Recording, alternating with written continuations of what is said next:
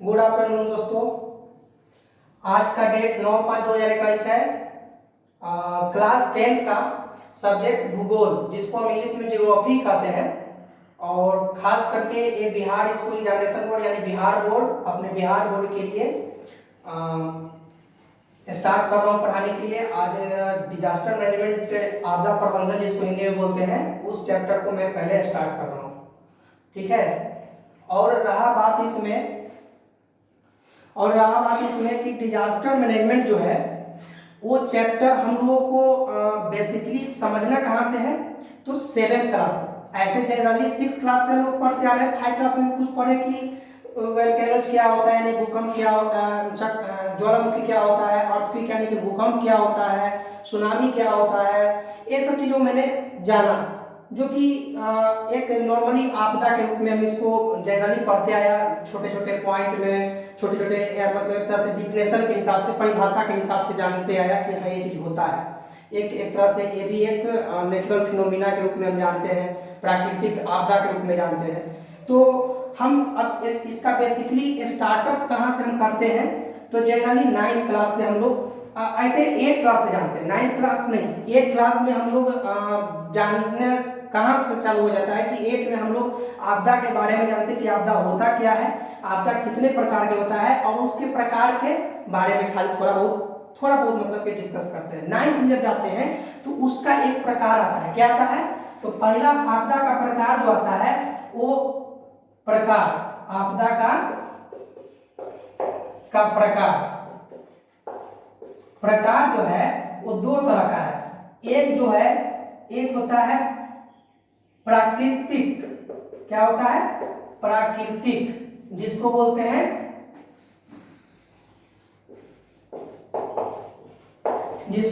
Natural disaster. Natural disaster जिसको प्राकृतिक आपदा जिसको हम कह रहे हैं, ये चैप्टर मुझे पढ़ना है किसमें? क्लास 10th में। किसमें पढ़ना है? क्लास 10th में पढ़ना है। और दूसरा जो एक पढ़ना था मानवीय, क्या बोलते हैं? मानवीय। देखिए भाई, सही जगह जो गलती होगा थोड़ा बहुत मैनेज कर लीजिएगा, ध्यान रखिएगा। मानवीय आपदा में जिसको हम बोलते हैं आर्टिफिशियल कॉज या क्रिएटेड बाय मैन या ह्यूमन, या इसको हम बोल सकते हैं ह्यूमन एक्टिविटीज। मतलब कि इंसान के द्वारा कोई भी कदम उठाया जाता है और उसके वजह से हमारे जान माल पे जो हार्म पहुंचता है, जो नुकसान पहुंचता है, जिससे जान भी जा सकता है, संपत्ति का विनाश हो सकता है, ऐसी जो घटना घटता है, हम उस घटना को कहते हैं मानवीय आपदा या मानवीय घटना। ठीक, तो मानवीय घटना तो हम समझ गए। मानवीय घटना कौन कौन होता है? जैसे मान लीजिए कि आप पानी में कुछ ऐसा क्रिएट कर रहे हैं, जैसे साबुन से नहा रहे हैं, कपड़ा गंदा धो रहे हैं, ये सब जो पोल्यूशन फैला रहे हैं, तो एक तरह से क्या है, वाटर बॉडीज को गंदा कर रहे हैं। उसमें जो भी जीव जंतु रहने वाले हैं उसके जान के लिए खतरा है। आपके वाटर में जो प्रॉपर्टी है, यानी कि जो उसमें गुण है, वो गुण क्या हो रहा है? दूषित हो जा रहा है, अवगुण हो जा रहा है। उसको जब हम लेंगे तो हमें भी खराब करेगा, हमें भी जान जा सकता है। तो ऐसी समस्याएं क्रिएट होता है। एक वाटर पर मैंने समझाया, ऐसे हर एक तरह का बात इसमें अगर कहा जाए तो, जैसे मान लीजिए कभी कभी आग लग जाता है, तो आग कैसे लगा? ऐसा तो नहीं कि भगवान ऊपर से आग का गोला बरसा दिए, नहीं। इंसान कभी गलती करता है, उससे आग लगने पर जो हमारी संपत्ति या जान माल की जो नुकसान होती है, वैसी घटना को हम मानवीय आपदा कहते हैं। इसके लिए भी हमें बहुत सारे कंट्रोलिंग करने के लिए, इसको से बचने के लिए, बचाव करने के लिए बहुत सारे तरीका है। चलिए, तरीका अभी नहीं बताएंगे, तरीका हम बाद में बात करेंगे, जब क्योंकि मानवीय हमको पढ़ना नहीं है। मानवीय हमें 9th क्लास में ही पढ़ना था, बट अभी पढ़ना किसका है? फर्स्ट वाली प्राकृतिक आपदा के बारे में। चलिए प्राकृतिक पे चलते हैं। प्राकृतिक आपदा हम किसको कहते हैं? प्राकृतिक आपदा सिंपल सी बात है कि जो भगवान के द्वारा, यानी कि प्रकृति के द्वारा जो घटना घटता है, जिससे कि जान माल पे बहुत भारी नुकसान पहुंचता है, वैसी घटना को प्राकृतिक आपदा कहते हैं। यही है प्राकृतिक आपदा का परिभाषा। और इसका परिचय कहने का बहुत सरल तरीका है। परिचय का मतलब होता है इंट्रोडक्शन, मतलब इसकी जानकारी लेना। तो प्राकृतिक आपदा तो समझ आ गया कि आपदा एक घटना है जो कि बहुत मतलब इसमें जान माल की घटना घटता है। इसका भी घटने का आपदा जो होता है वो दो प्रकार का होता है, प्राकृतिक है, सब पढ़ लिए। आप चलते हैं कि प्राकृतिक में क्या होता है। तो प्राकृतिक में हम यही जानते हैं कि जो प्रकृति के थ्रू द्वारा अगर हमें नुकसान पहुंचता है, हम उसको प्राकृतिक घटना कहते हैं, प्राकृतिक आपदा कहते हैं। प्राकृतिक आपदा जो है वो जानते हैं कितने होते हैं। प्राकृतिक आपदा जो है वो होता है मुख्य रूप से 4 होता है। ऐसे और भी होते हैं, हम इसको मुख्य रूप इसलिए बोल रहे हैं, कारण है। मुख्य रूप के मतलब ये हम बोल रहे हैं कि एक तरह से मेजर मतलब बहुत बड़े पैमाने पे नुकसान पहुंचाता है। कौन? मुख्य रूप से जो है वो पहला है भूकंप। क्या है? भूकंप है। दूसरा जो है सुनामी है, तीसरा जो है वो क्या है? ज्वालामुखी है, मुखी। और चौथा जो है वो कौन है? चौथा जो आता है वो आ जाता है, सुनामी हो गया, ज्वालामुखी और भूकंप हो गया, और एक हो जाएगा तुम्हारा, इसको क्या बोलते हैं? वोल्केनो हो ही गया, अर्थक्वेक हो ही गया, सुनामी हो गया, और एक हम इसको बोलते हैं, एक कौन था? चक्रवात। क्या बोलते हैं? चक्रवात। तो ये 4 जो है मूल रूप से बहुत डेंजरस है, मतलब खतरनाक है ये आपदा। इस आपदा में इंसान कहीं कोई गलती से भी कर दे कि कोई नुकसान नहीं होगा, ये आ भी जाएगा तो ये गलत है। अगर ये ढंग से अगर आ जाता है तो इसमें त्राहिमाम हो जाता है, मतलब लोग बहुत परेशान हो जाते हैं, इतना परेशान होते हैं कहने लायक नहीं। और इसी चीज से बचने के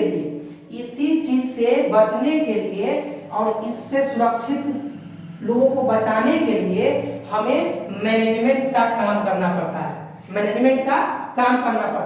का मतलब समझते ही होंगे, किसी चीज को मैनेज करना मतलब उसको सही ढंग से सुचारू रूप से चलाना। तो यही है जो इसकी जो इस चीज को जो स्टडी करता है उसी को हम मैनेजमेंट कहते हैं। क्या कहते हैं? मैनेजमेंट करते हैं। जो मैनेज करता है उसको मैनेजमेंट कहेंगे। तो मैनेजमेंट हम करते हैं।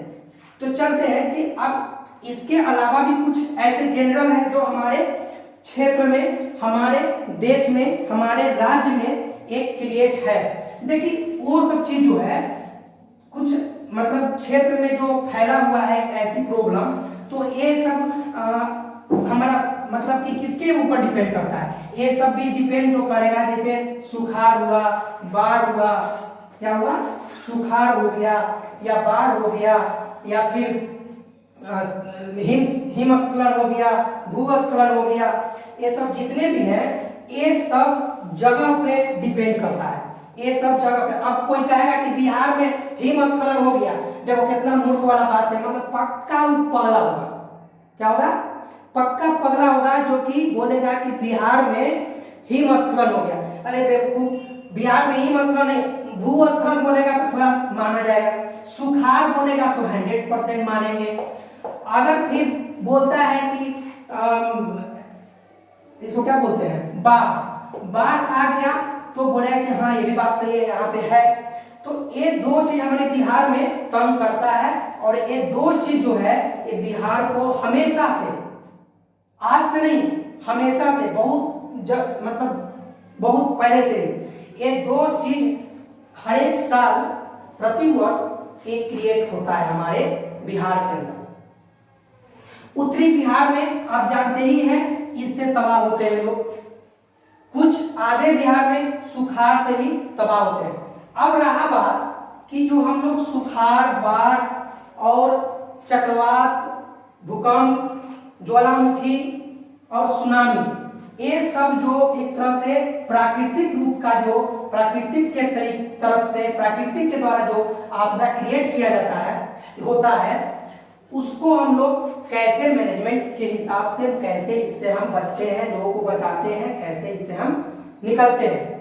तो अब हम निकलने की तरीका के बारे में बात करेंगे। पहले हम जानेंगे कि सुखाड़ जो है या बाढ़ जो है वो कैसे हम कह सकते हैं कि इस पटना में सुखाड़ आया, सुखाड़ घोषित हुआ, या फिर बाढ़ इलाका घोषित कर दिया गया, ये कैसे हम समझेंगे।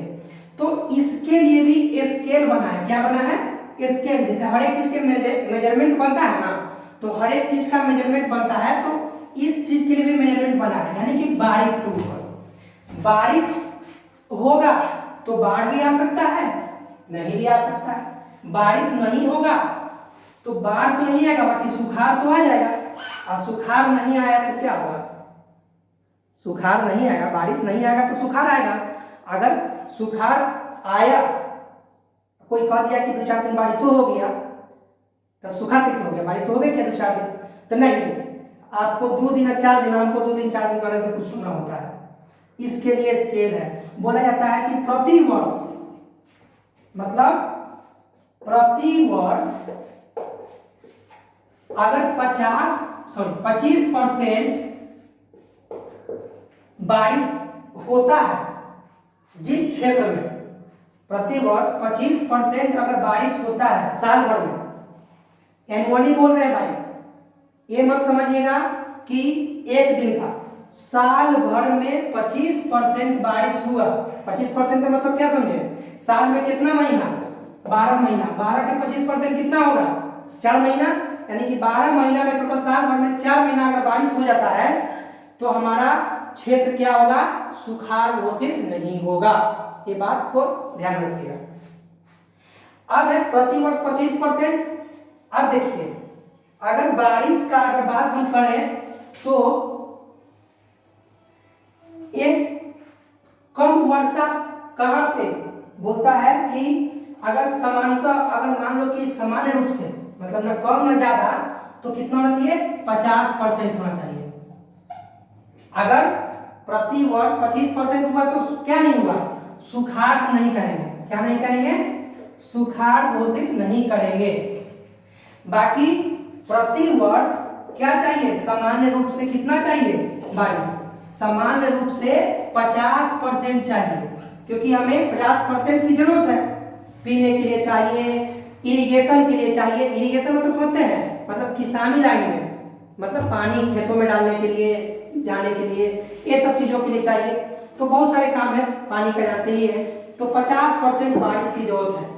ठीक है। अगर 50 से ऊपर हुआ तो, 50 से ऊपर गया, 50% से ऊपर गया तो क्या क्रिएट करेगा? बाढ़। और 50 से 25 के बीच में है तो सुखाड़ नहीं होगा। बाकी कहा जाएगा कि हमें जितनी जरूरत है उससे कम पानी है। क्या कहा जाएगा? कम पानी है। 25 और 50 के बीच में अगर बात करें तो सुखाड़ नहीं कहेंगे। क्या कहेंगे? जितनी जरूरत है वो सामान्य रूप से कम बारिश हुआ है। बाकी सामान्य रूप से कितना होना चाहिए? 50% होना चाहिए। अगर 50% से ऊपर हुआ बारिश, बाढ़ हो जाएगा। 50% और 25% के बीच में है तो सुखाड़ नहीं कहेंगे, कम कहेंगे। अगर 25% से जैसे 24, 23, 22 पे गया तो क्या कहा जाएगा? सुखाड़ कहा जाएगा। क्या कहा जाएगा? सुखाड़ कहा जाएगा। तो सुखाड़ किसे कहते हैं? आपको परिभाषा दे दिए। बाढ़ किसे कहते हैं? आपको परिभाषा दे दिए। सुखाड़ किसको कहते हैं? सुखाड़ हम उसे कहते हैं जो प्रति वर्ष में 25% से कम बारिश होने की संभावना को हम सुखाड़ कहते हैं। और बोले कि बाढ़ किसे कहते हैं? तो कहेंगे कि सामान्य रूप से साल भर में 50% से ज्यादा अत्यधिक बारिश होने पर क्या होगा? बाढ़ का समस्या उत्पन्न हो जाएगा। क्या हो जाएगा? बाढ़ का समस्या उत्पन्न हो जाएगा। तो ये चीजें हमें जानने को मिला। क्या क्या मिला? सुखाड़, बाढ़। सुखाड़ बाढ़ पे तो काम हम कर दिए। अब हम कुछ कहानी बताते हैं। आपने सुना होगा कि हमारा बिहार के अंदर सबसे ज्यादा बाढ़ आने का कारण कौन सी नदी से होता है? तो हमारा बाढ़ कोसी नदी, कोसी नदी जो है जानते हैं, कोसी नदी बिहार का एक शोक नदी के नाम से भी जानते हैं। बहुत इसमें शौक होता है, मन में नहीं बोलता है बच्चा लोग बदमाशी जब करता था, बड़ी शौक चल रहा है, मारो कि सब शौक में झड़ जाते। तो वही है, नदी में शौक है, इतना उसमें गुरूर है ना, वो चाहती है कि अगर चाह जाएंगे तो तबाह कर देंगे, और वो तबाह करती रहती है, छोड़ती किसी को नहीं है, वो तबाह करके रहेगी। तो इसीलिए बोला गया है कि कोसी को शोक नदी बोला गया है। बिहार का शोक नदी किसको बोलते हैं भाई? कोसी को बोलते हैं, कोसी नदी को।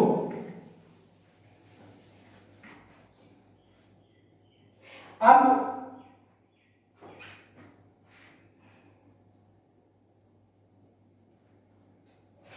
ऐसे बहुत सारे मतलब आपदा का न्यूज वगैरह पर भी देखते होंगे, सुनते होंगे, बहुत सारे कहाँ कहाँ पे मतलब घटना घटा, कहाँ बाढ़, कहाँ चक्रवात, किस जगह पे क्रिएट हुआ। हर एक साल में कहीं ना कहीं ऐसा होता रहता है। आपने क्षेत्र में भी सुने होंगे, हाल फिलहाल में सुने हैं कि भूकंप का झटका सुनने में आया है। तो ये सब जो होता है, हमारा भूकंप नापने का स्केल है, भूकंप भी नापने का स्केल है। अगर सेवन जो है एक मिनिमम सामान्य मतलब सामान्य रूप से इसका पॉइंट है कि अगर 7 से अगर इसका वाइब्रेशन का जो मेजरमेंट अगर 7 से अत्यधिक है, ज्यादा है, तो क्या हो जाएगा?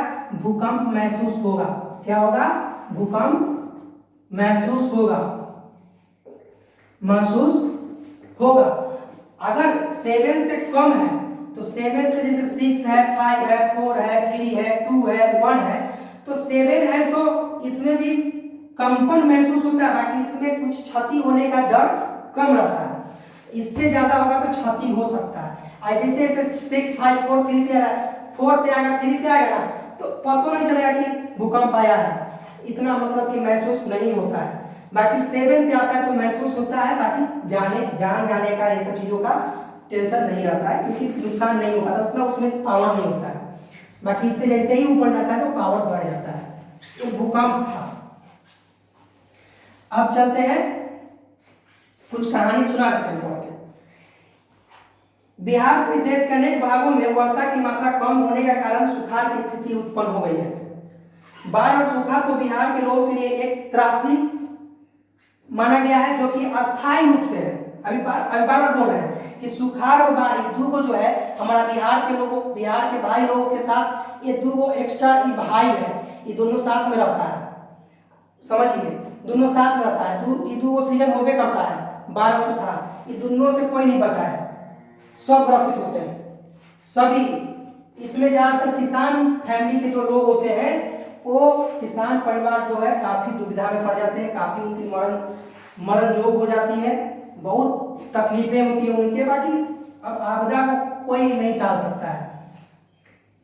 चलिए, अब है कि आप अपने घर में लोगों से भी बात कर सकते हैं भूकंप के बारे में, कि भूकंप में क्या होता है। भूकंप में जमीन फटने लगता है, जमीन पे जो कुछ आर्किटेक्चर मतलब कि इमारतें वगैरह जो बने होते हैं, वो भी क्या होते हैं, डिस्ट्रॉय हो जाते हैं, मतलब टूटने लगते हैं, फटने लगते हैं, गिरने लगते हैं, ढहने लगते हैं। उसके प्रेजेंट में जो कोई भी जानवर, पशु, पक्षी, कुछ भी जीव होते हैं, वो उनको भी ऊपर नुकसान पहुंचता है। जैसे उनकी जान की खतरा हो जाती है, जैसे उनकी संपत्ति जो भी है वो खत्म हो जाता है। तो ऐसे क्रिएट हो जाता है।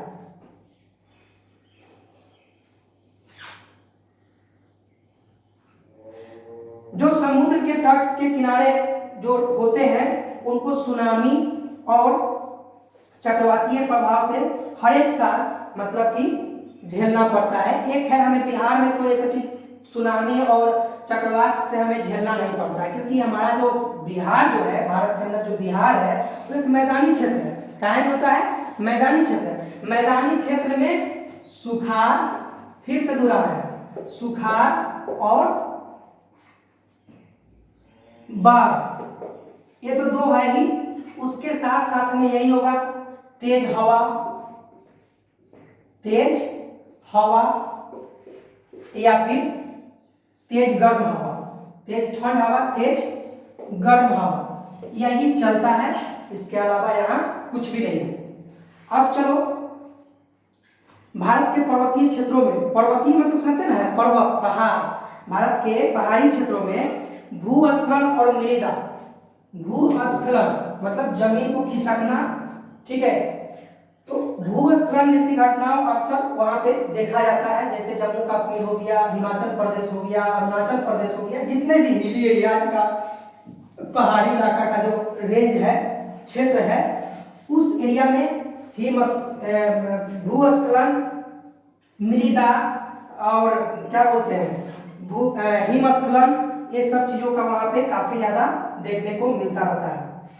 वहां पे कारण है हिमाचल प्रदेश में विकास के कार्य जो है लगातार वहां पे बढ़ता चला जा रहा है काफी तेजी से, जिससे क्या हो रहा है कि वहां का चट्टान जो है, पहाड़ का जो चट्टान है, सिंपल सी बात है भाई, सोचने की चीज है। अगर मान लो कि हमारा हिमाचल प्रदेश में घर है, सॉरी एक सेकेंड,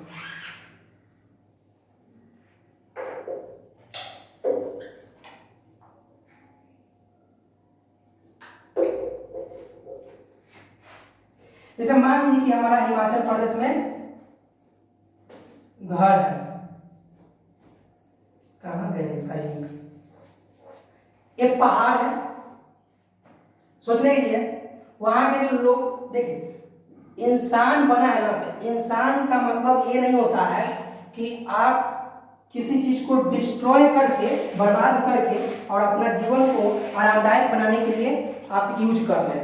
तो आप तो यूज कर लीजिएगा, ठीक है, थोड़ा देर के लिए, बाकी आपने कभी दिमाग लगाया नहीं, क्या दिमाग ज्यादा पढ़ लेना, इससे दिमाग लगता ही कहाँ है, फालतू चीजों में दिमाग लगाते हैं। दिमाग लगाने की चीज है कि पहाड़ के इस पे तो घर नहीं कोई बनाएगा, इस पे भी बनाने का मानते हैं, दिमाग ज्यादा लगाएगा, बनाएगा, बताओ इस जगह से इतना हाइट पे घर बनेगा, बस समझ रहे, तो यहां अगर घर कोई बनाता है, क्या ये संभवतः ये घर सेफ्टी है, सोचिए, नहीं।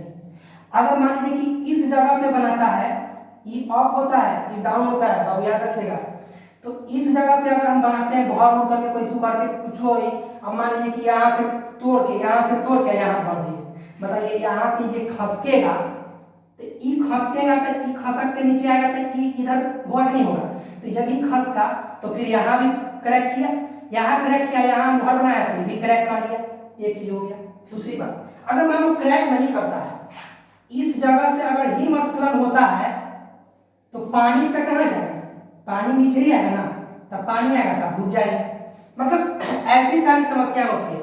तो वहां पे भी रहने के लिए पहले के जो लोग थे, जो आदि मानव जो हुआ करते थे, वो जंगलों पहाड़ों पे कैसे रहते थे, उनकी आप पढ़े होंगे, वो लोग नंगा पुंगा रहते थे और कपड़ा उपड़ा ऐसे चीज तो कुछ था नहीं, और रहने के लिए का वो लोग बिल्डिंग बनाते थे, नहीं, वो लोग पेड़ पर ही, पेड़ को ही आशियाना समझ लिए, क्यों, मतलब कि उनके पास क्या खेती करने का, आग का आविष्कार करने का, पहिया का, सारी चीजों का वो स्ट्रक्चर देते चले गए, संरचना देते गए, आकार देते गए, नॉलेज देते गए, क्या उनको बिल्डिंग घर बनाने के लिए नॉलेज नहीं था? हाँ, तभी तो उन्हीं का हम लोग क्या है, वंशज है, उन्हीं हमारा पूर्वज वही लोग हैं, तो उन्हीं लोग के पूर्वज हैं, तो उन लोग का देख करके ही तो हम लोग पढ़ लिख करके इतना किया। पर मैंने कुछ ज्यादा ही गलत कर दिया, वो लोग ने गलत नहीं किया, वो लोग नेचुरल मतलब प्राकृतिक के साथ में रहा, मिल करके रहा, प्राकृतिक को बर्बाद करते हुए नहीं चला। वो लोग प्राकृतिक को, तो हम लोग उसको क्या बोलते हैं कि दिमाग नहीं, अरे दिमाग की बात नहीं है भाई, जिसमें हम रह रहे हैं, जिसके घर में रह रहे हैं, उसी के घर में आप गलत कीजिएगा तो क्या होगा, वो घर वाला को मार के भगाएगा नहीं।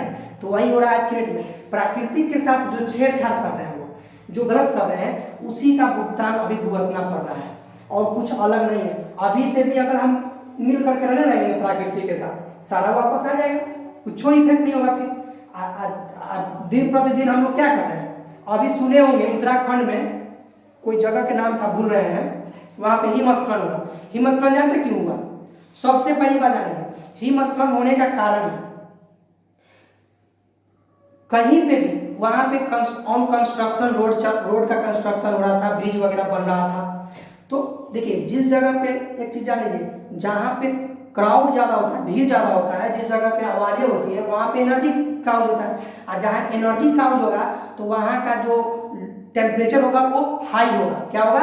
टेम्परेचर हाई करेगा। और टेम्परेचर मतलब वहाँ का जो वातावरण हाई होगा तो क्या था, वहाँ तो बर्फ बर्फ था, तो क्या होगा, बर्फ पिघलेगा ही पिघलेगा ना, हिमस्खलन होना चालू हो गया। तो ये सब वजहों से कारण पोल्यूशन भी वहाँ पे बढ़ता जा रहा था। तो ये सब चीज़ों की वजह से मतलब क्लियर हुआ। हमारे हिसाब से तो कहा जाता है कि वो सब जगह जो है, अरे हमारे इंडिया में मतलब कि रहने के लिए जितनी जनसंख्या है हमारे हिसाब से अभी भी उतना कम नहीं है कि हमें मतलब पहाड़ों पे जाके रहना पड़ेगा, मतलब जिस जगह पे नहीं रहना चाहिए उस जगह पे रहना पड़ेगा, वैसी जगह पे जाने की कोई जरूरत नहीं। वो तो एक्स्ट्रा एडवांस में हम लोग कर रहे हैं, अपना टेक्नोलॉजी सीखे हैं तो प्रयास करते रहते हैं। बाकी वैसी प्रयास करना भी हमें लगता है गलत है, क्योंकि नेचर को डिस्ट्रॉय करके प्रयास करना कोई बड़ा सही चीज नहीं हमको लगता है। तो ये चीज हम जाने। अब हम चलते हैं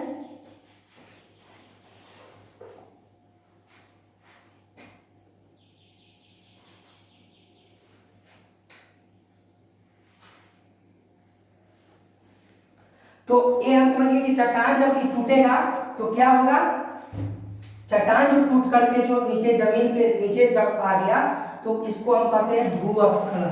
क्या बोलते हैं? भूस्खलन। इसी को हम भूस्खलन कहते हैं। अगर इसके ऊपर बर्फ है, ये पिघल करके नीचे आ गया, पिघल कर नीचे आ गया तो क्या हो गया? हिमस्खलन। क्या बोलते हैं? हिमस्खलन, जिसको इंग्लिश में बोलते हैं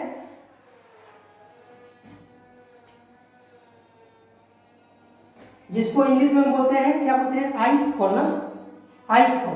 अब भूस्खलन को क्या बोलेंगे? भूस्खलन को लैंडस्केपिंग बोलते हैं, लैंडस्केप कर देता है। तो ये चीज हमको याद रखना है। अब बोलता है कि ये भी अत्यंत ऊंचे पर्वतीय क्षेत्र में घटती है, मैदानी भारत के लोगों के लिए और विशेषकर बिहार के लोगों के लिए यह कोई प्राकृतिक आपदा नहीं है, लेकिन भारत में पर्वतीय राज्यों के लिए यह एक गंभीर आपदा है ना। अभी पहले ही शुरू में बोले ना कि पर्वतीय इलाका मतलब पहाड़ी रीजन रेंज जो है, हिली रेंज जो है, वहां पर ये दो खास करके वहां पर बाढ़ क्यों ना आएगा? ऊंचा जगह पे बाढ़ आता है, ऊंचा जगह पे बाढ़ नहीं आता है। बाढ़ जब भी आएगा प्लेनी एरिया में आएगा, नीचे जगह पे आएगा। नीचे जगह पे तो आपको सब जानता है कि पानी का डायरेक्शन जो होता है, बहाव जो होता है, वो मतलब कि ऊंचा से नीचा की होता है, तो नीचा की तरफ तो पानी रहेगा ही रहेगा, ये तो सिंपल सी बात है। बाकी मैदानी क्षेत्र से भी तो ऊंचा है, क्या है? पहाड़ है, तो पहाड़ का पानी कहाँ है? मैदानी क्षेत्र में भी आएगा। तो मैदानी क्षेत्र में बाढ़ आ सकता है, बाकी पहाड़ी क्षेत्र में बाढ़ नहीं आएगा। वहां पे क्या आएगा? भूस्खलन होगा, हिमस्खलन होगा, भूकंप होगा। भूकंप क्यों नहीं? भूकंप तो पहाड़ कहाँ पे, भूकंप वहां भी आ सकता है, ऐसा नहीं आएगा, वहां आएगा। अब वही है कि आप घर वहां पहाड़ काट काट के घर बना दिए हैं, कभी भूकंप के झटका आएगा, धड़धड़ा के गिर जाएगा, यही होगा। यही धड़धड़ा गिरता है तो भूस्खलन हो गया, कहेगा लोग कहते हैं भूस्खलन हो गया। भूस्खलन काहे हुआ? आप उसको कमजोर बना दिए। वो अर्थक्वेक को झेलने की ताकत उसमें था, भूकंप को झेलने की ताकत उसमें पहाड़ में था, बाकी आप पहाड़ को काट काट के अपना घर जो बना है, जिससे पहाड़ कमजोर हो गया और एक समय में वो गिर जा रहा है। तो एक कारण समझ लीजिए। अब चलिए कि ये तुम समझ गए कि भूस्खलन क्या हुआ, ये सब समझ गए। चक्रवात क्या है, चक्रवात ये सब जो चीज पढ़े हम लोग अभी, चक्रवात वगैरह ये सब समुद्री मतलब जिसको बोलते हैं ना समुद्र के आसपास जो एरिया होता है वो सब जगहों पे आता है। जैसे ये क्या बोलते हैं इसको, ज्वालामुखी भी उसी जगह पे आता है। ज्वालामुखी जो होता है वोल्केनोज, वो आपको ज्यादातर करके कोस्टल रीजन में ही मतलब समुद्री इलाका साइड में ही ये ज्यादा क्रिएट होता है, क्योंकि एटमॉस्फेरिक प्रेशर वहां पे ज्यादा पड़ता है। अब है कि प्राकृतिक आपदा जो है उसकी प्रबंधन क्या है। प्रबंधन समझते हैं ना? नहीं समझते हैं? प्रबंधन मैनेजमेंट अभी लिखे हैं ऊपर में, देख लेंगे। प्रबंधन का मतलब होता है कि हम उसको कैसे प्रबंध करेंगे, मतलब उससे हम कैसे बचाव करेंगे, कैसे लोगों को सुरक्षित रखेंगे कैसे इसकी, तो इसके लिए कोई बुखार नहीं लग गया कि बुखार के लिए पैरासीटामोल खा लेंगे ठीक हो जाएगा, ये बुखार नहीं है, ये आपदा है। आपदा से बचने के लिए कोई दवाई नहीं बना है, इसके लिए मुख्य रूप से कुछ आपदा प्रबंधन के लिए मुख्य रूप से हमें मुख्य ऑफिसर्स ऑफिसेज वगैरह को मतलब एकत्रित किया गया है, मतलब संगठित किया गया है, जिसके माध्यम से हम इस आपदा में लोगों को मदद कर सकते हैं, मदद मिल सकता है उस मतलब कि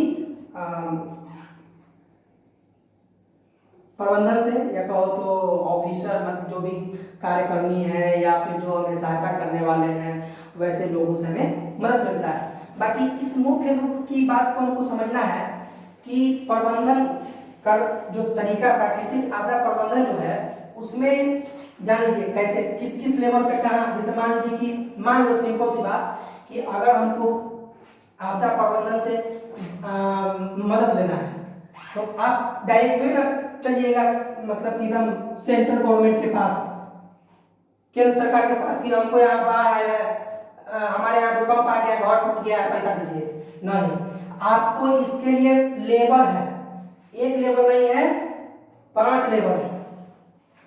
गांव के स्तर पे अगर जाते हैं तो गांव में आप रह रहे हैं, गांव में कुछ ऐसा आपदा घटता है तो गांव वाला कहाँ जाएंगे,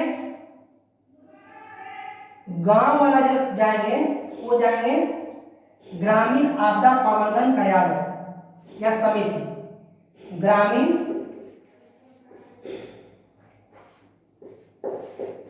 आपदा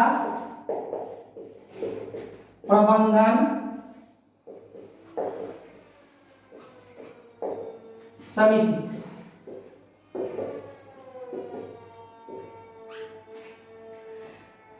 अगर गांव के लिए ही है, अगर प्रखंड में गांव लेवल पे ग्रामीण आपदा प्रबंधन हो गया, प्रखंड गांव जो है एक प्रखंड में आता है तो इसको हम प्रखंड लिख के खंड लिख दे रहे हैं, समझ लीजिएगा। तो खंड जो है इसके लिए हमें क्या करना पड़ता है, पंचायत समिति में होता है, ये क्या होता है, पंचायत जो ब्लॉक वगैरह नहीं होता है वहां पे होता है पंचायत समिति, उसमें इसका एक कार्यालय होता है, एक मतलब डिपार्टमेंट होता है, विभाग होता है, जिसको पंचायत समिति का कार्यालय कहते हैं, का कार्यालय कहते हैं। देखो इसमें समझना ही नहीं है कि समिति और कार्यालय बोल रहा है, अरे वही हुआ मतलब कि पंचायत लेवल पे गया तो पंचायत समिति में डिजास्टर मैनेजमेंट यानी आपदा प्रबंधन का ऑफिस है, ग्रामीण गांव में है तो गांव के अंदर भी एक पार्टिकुलरली गांव के अंदर भी ग्रामीण आपदा प्रबंधन समिति बना होता है, जिसमें लोग वहां पे बैठे रहते हैं, इस चीज को जानकारी ले लेते हैं, ग्राउंड रिपोर्ट। अब ग्राउंड रिपोर्ट उस आंख से देख लिए हैं, अब उस चीज को कहाँ पे भेज देते हैं, अपना पंचायत समिति के पास भेजते हैं कि हाँ भैया सही बात है, यहाँ के लोगों के त्राहिमाम हुआ है, 4 गो भैंसी मर गया है, 2 गो गाय मर गया है, 2 गो आदमी मर गया, 2 गो बूढ़ा मर गया, 2 गो बच्चा मर गया, जैसे कभी कभी नहीं सुनते हैं, ये हो गया गाँव में ठनका गिर गया, पानी जब बारिश होता है बरसात के मौसम में चाहे कभी भी, तो जो ठनका बिजली जो गिरता है उससे लोग मर जाते हैं, तो वो सब जो मर जाते हैं तो क्या होता है, पहले गांव में अगर मरा तो गांव के ग्रामीण आपदा समिति उसको देखता है, उसके बाद पंचायत लेवल पे जाता है, खंड में जाता है, खंड में पंचायत समिति में पंचायत लेवल पे जो ब्लॉक होता है जिसको बोलते हैं वहां पे एक कार्यालय होता है, उसमें इस बात को जाएगा, वहां से पास होगा, वहां से पास होने के बाद आपका चल जाएगा कहाँ पे, जिला पे, जिला। अब देखिए प्रखंड के बाद जिला आता है, तो जिला पे गया तो जिला में भी एक कार्यालय होता है आपदा प्रबंधन का, तो वहां पे ये बात को वहां पे कौन रहेंगे, मजिस्ट्रेट वगैरह रहेंगे, डीएम, वो इस चीज को जानेंगे। उसके बाद राज्य पूरी हमारी बिहार राज्य जो है पूरी राज्य में एक हमारा पटना जिला में, क्योंकि राजधानी है तो राजधानी में इस यहाँ पे ऑफिस मतलब कार्यालय होता है आपदा प्रबंधन का, जहाँ पे आपदा प्रबंधन विभाग के नाम से जाता है, और यहाँ पे राहत वगैरह मतलब कि हर एक तरह का यहाँ मतलब कि यहीं से इशू होता है कि हाँ इस व्यक्ति को घटना जो घटा है तो उन्हें मुआवजा दिया जाए या फिर जो कुछ भी राहत के लिए उन्हें प्रोत्साहन किया जाए, वो सब यहाँ से होता है। मतलब पहले तो ग्राउंड रिपोर्ट से रिक्वायर्ड किया जाता है, रिकमेंड किया जाता है कि हाँ भाई इतना का नुकसान हुआ है, हमें सरकार से कुछ मुआवजा दिलाना चाहिए, हम कैसे रहेंगे कैसे जिएंगे। तो फिर ये समिति में जाता है, पंचायत समिति में भी बात को रखा जाता है। पंचायत समिति बोले बात तो सही है, चलो पंचायत समिति से जिला मुख्यालय आया, जिला मुख्यालय में आया कार्यालय में, तो वहाँ का मजिस्ट्रेट इस चीज को जाने, तो मजिस्ट्रेट भी बोले कि बात तो ठीक है, चलो आगे बात बढ़ाते हैं।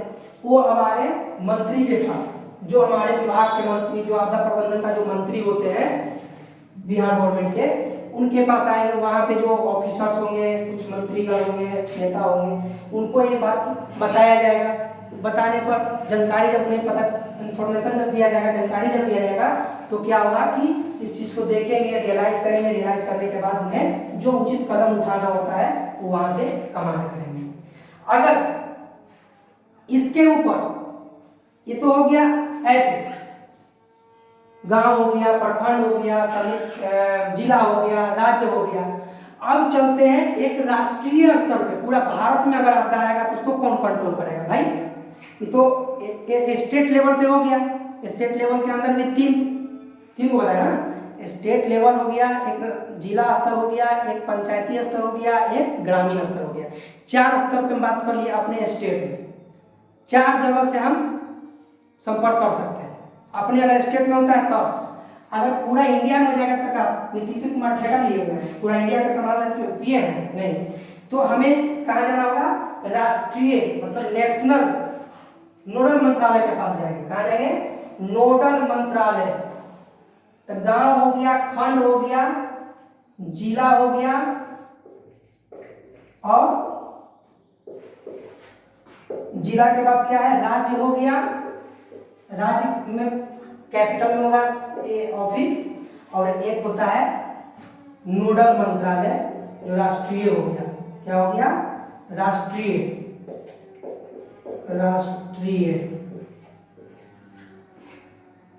जिसको हम नोडल मंत्रालय बोलते हैं, मंत्रालय। यही है। तो यहां तक हमने जाना कि प्राकृतिक आपदा प्रबंधन, चलो तो आपदा कोई भी हो उसका प्रभाव अनिवार्य है। आपदा कोई भी रहेगा, उसकी जो खामियां हैं, जो उसकी जो प्रभावित करने की क्षमता है, वो इतना होता है कि आया तो मतलब अपनी वो छाप छोड़िए के जाएगा। ऐसा नहीं है कि नहीं छोड़ेगा, वो नुकसान करिए के जाएगा, कोई गुंजाइश नहीं है। नुकसान सहने के लिए तैयार रहे। सिर्फ आपदा से न सिर्फ विकास कार्य का ही बाधा होता है, वरना विकास कार्यों में कोई व्यवधान भी उत्पन्न हो जाते हैं। मतलब कि जैसे मान लीजिए कि हम घर बना रहे हैं, तो भूकंप आ जाएगा, तो ऐसा तो नहीं कि घर बना रहे हैं तो मतलब कि बनाते रहेंगे, नहीं, उसको तो रोकना पड़ जाएगा। रोक भी दिया, जितना बना हुआ है हो सके वो टूट भी जाएगा, गिर भी जाएगा। तो गिरेगा तो क्या हुआ?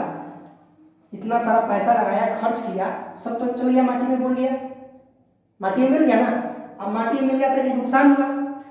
अब फिर जब हम उसको बनाने के लिए स्टार्ट करेंगे, तो क्या होगा? फिर जो समय बर्बाद हुआ वो फिर से समय लगेगा, फिर से उतना मेहनत लगेगा, फिर से उतना पैसा लगेगा, फिर से उतना मतलब कि आदमी लगेगा। तो क्या हुआ? इसको हम कहते हैं व्यवधान, मतलब कि पीछे चले जाना। नुकसान के साथ साथ समय का भी बर्बाद होना, मतलब इसमें सारी चीज का नुकसान हो जाती है, समय से लेकर पैसा वैसा सब चीज। यद्यपि राष्ट्रीय स्तर तथा राज्य मुख्यालय स्तर पर आपदा प्रबंधन की व्यवस्था की गई है, लेकिन इन व्यवस्थाओं के असफल होने से नवीन मतलब नए प्रकार के समान समस्याएं उत्पन्न हो सकती है। बोला गया कि अगर ये राष्ट्रीय स्तर नोडल मंत्रालय और राज्य स्तर पे जो हम बात किए थे, जो आपदा विभाग जो है, अगर ये दोनों काम नहीं करती है तो सोच लीजिए क्या होगा? एक नया समस्या उत्पन्न खड़ा हो जाएगा। अब बताओ, अभी सुने होंगे दानापुर पीपा पुल पे जो एक्सीडेंट हुआ, अगर आपदा प्रबंधन की तरफ से, डिजास्टर डिपार्टमेंट की तरफ से यदि अगर आदमी नहीं भेजा जाता, तो क्या वो 10 जो मतलब इंसान थे जो डूब कर मर गए, वो उनको कौन खोजता? तो यही सब चीज़ को ध्यान दिया जाता है। हर एक जगह पे आप लोग देखते होंगे एनडीआरएफ की टीम रहते हैं और भी एक दो ग्रुप हैं, तो वो लोग मतलब कि आपदा प्रबंधन के आपदा डिपार्टमेंट विभाग के तरफ से मतलब वो जुड़े होते हैं, उनका वही काम है जो कि करना है। चलिए, और भी ऐसा नहीं है एक्स्ट्रा, मान लीजिए कि आपको जो भी ना है, अब देखते हैं इलेक्शन होता है तो टीचर का ड्यूटी नहीं लगता है, तो वैसे अलग चीज है कि लग जाना स्पेशली वो आपदा के लिए है, उन्हें ट्रेनिंग आपदा का ही कंटिन्यू मिलता रहता है। और देखिए ये तो आप समझ गए कि कहाँ कहाँ से हमें राहत मिलेगा, कैसे सहायता मिलेगा, ये मैंने जान दिया। अब हम इस चीज को जानेंगे कि उत्तर बिहार के लोग, विशेषकर कोसी प्रदेश के लोग जो कोसी इलाका में रहते हैं, परंपरागत रूप से बाढ़ नियंत्रण में दक्ष होते हैं। मतलब बाढ़ जो होता है, जिस जगह पे बाढ़ आता है वहां पे बाढ़ सहायता कोष होता है ऑफिस, उस जगह पे लोग जाते हैं अपनी सहायता के लिए, सहायता लेने के लिए। तो उस जगह पे बना होता है कार्यालय, उस जगह पे कार्यालय बना होता है। अनादिकाल में बाढ़ के अनुरूप जीवन शैली बना ली है, और वो ऐसे जगहों पे जो लोग रहते हैं उनका भी आदत हो जाती है। देखो हम लोग जब बाढ़ आता है ना, तो दियर उबर जब दह जाता है तो दियर वाले लोग का वो बैठेंगे ना तो बड़ा बोलते हैं, हम लोग ऊंची जगह पे हैं तो यहाँ पे बाढ़ नहीं आता है जहाँ पे हम रहते हैं, तो आते हैं इधर हम लोग के मोहल्ला में, तो बोलते हैं हम लोग कि आप लोगों को तो बड़ा तकलीफ हो गया है, मतलब रहने का भी नहीं है, खाने का भी दिक्कत होगा, फिर जो भी सामान वामान इधर उधर हो गया होगा, कितना मेहनत से करते हैं आप लोग, हर एक कोई करता है। तो वो लोग जानते क्या बोलते हैं, बहुत खुश रहते हैं, लोग को दुख नहीं होता है, वो लोग तो सच्चाई बताए हैं दिल से, वो लोग बाढ़ को चाहते हैं कि बाढ़ आए। कारण जानते हैं, बाढ़ फायदेमंद भी है, जितना देखिए एक बात जानिए, नुकसान होता है, इस चीज को बात मानिए, नुकसान तो होता है, बाकी बाढ़ जो है दियर वाले लोग जो बोलते हैं उनके ऊपर बात कर रहे हैं, किताब में लिखा हुआ नहीं। बाढ़ जो है बहुत कुछ दे करके भी जाता है, बाढ़ दे करके भी जाता है। जैसे दियर में अगर बाढ़ आ गया तो क्या होगा, बहुत सारे जो होगा पड़े होंगे, स्वाइल मिट्टी पड़े होंगे, मिट्टी में भी जलोढ़ मिट्टी आता है, क्या आता है, जलोढ़ मिट्टी।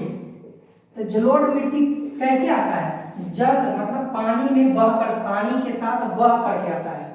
तो यही पानी के साथ जब बह करके जब वो दियर में पहुंचता है ना, और जब दियर से पानी निकल जाता है तो मिट्टियावा वही रहता है, अब पनिया क्या रहता है, मिट्टियावा जो होता है बड़ा गुड क्वालिटी का स्वाद होता है, बहुत अच्छा, इसमें बहुत ज़्यादा मृदा का मात्रा होता है, इसमें जो मिट्टी के अंदर प्लांट के लिए, पौधों के लिए जो न्यूट्रिशन चाहिए, पौष्टिक आहार जो चाहिए, लवण चाहिए, क्षारीय लवण जो बोलते हैं, खनिज लवण जिसको बोलते हैं, जो चीज चाहिए प्लांट के लिए वो पूरी भरपूर मात्रा में होता है।